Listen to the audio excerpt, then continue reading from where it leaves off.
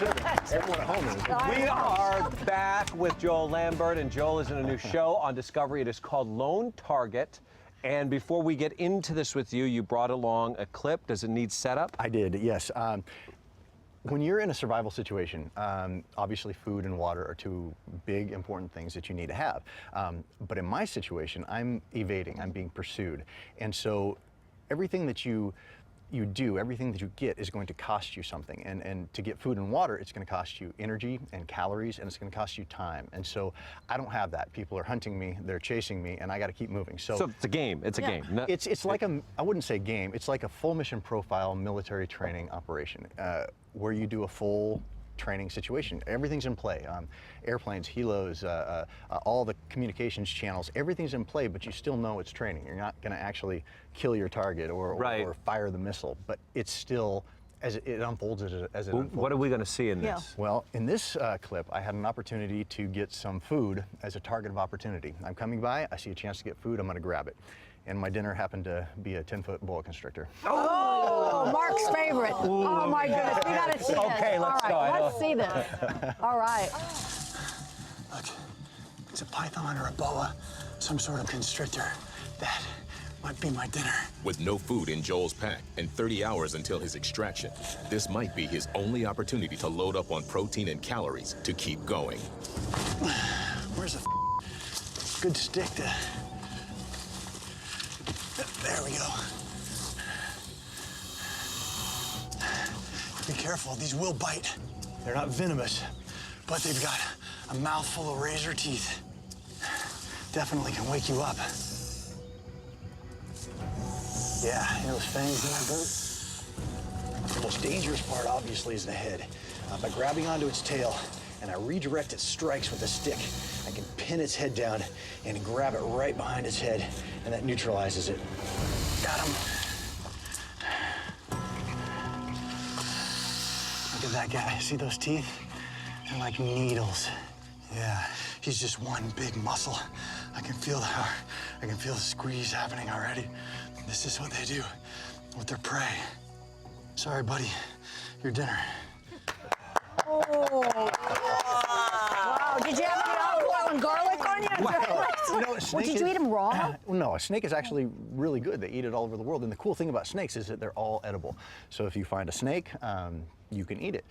It's, you know, when you just cook a little pieces over the fire, it's not particularly tasty. It's like chewy chicken. Oh.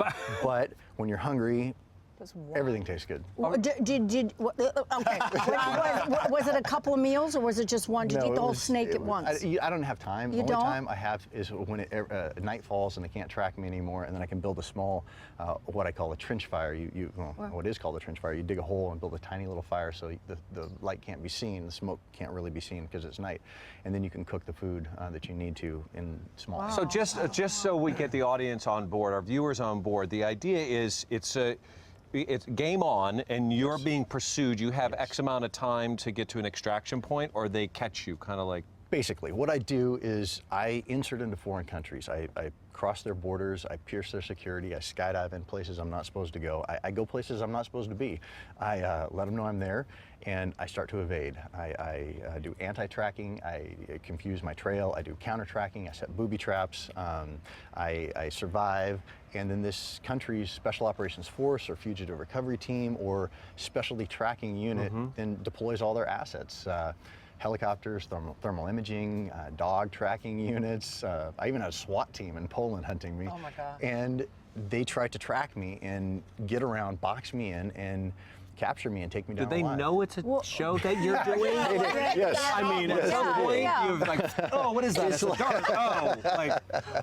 It is a training exercise, so they know that. But there have been a lot of very sketchy situations during the course of filming with, working along borders. Sometimes other countries' borders didn't know what was going on, and in South Africa, there were wild animals and lions. Okay, so wait, what happens if you get caught? Do they arrest you? They take me down. They take me down hard. What does that mean? I mean, just like they would take down a fugitive. If they're taking me down alive, like I can't say, but I have been caught, and when they do take me down, they come charging in with weapons and everything, and just like they would do it. They take me down hard.